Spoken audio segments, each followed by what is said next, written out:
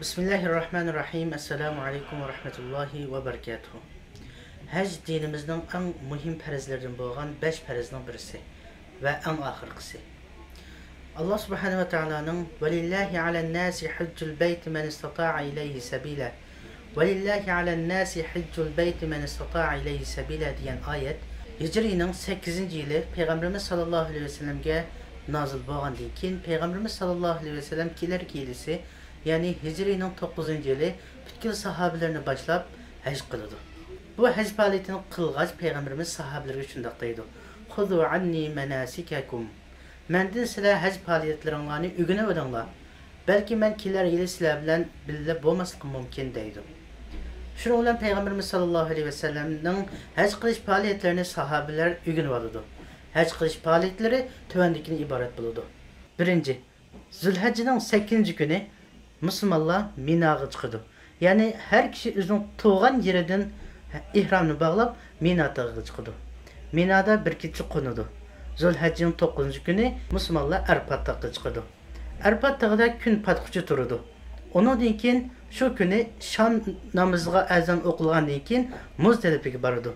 Muzdalifada Şam bilan xuttam namazını cemlap okup uyadı konudu. Zülhecce'nin 10. günü yani Heyt'nin 1. günü Müslümanlar çoğun şeytanga 7 tal taşını etip bolgandan keyin Mekke'ye kirdi.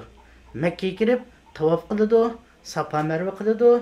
Onundan keyin qurbanlık kıldı. Qurbanlık kılış farz bolgan kişiler bolsa, yani qurbanlık kılış farz bolgan türdeki hacni kılgan kişiler qurbanlıkını kıldı. Onundan keyin çat sakallarını yastıp ihramdan çıktı. Şundan keyin yana Mina'ya qaytıdı. Mina'ya qaytıp Mina'da 3 gün turup 3 şeytanga 7'den taş atıdı. Şunun bilen ahirki tavafil vida yani vidaliş tavafını kılıp hac faaliyetini tamamlaydı. Mana şu hac faaliyetinin hemmisi Kur'an-ı Kerim'de tefsili zikir kılınmagan.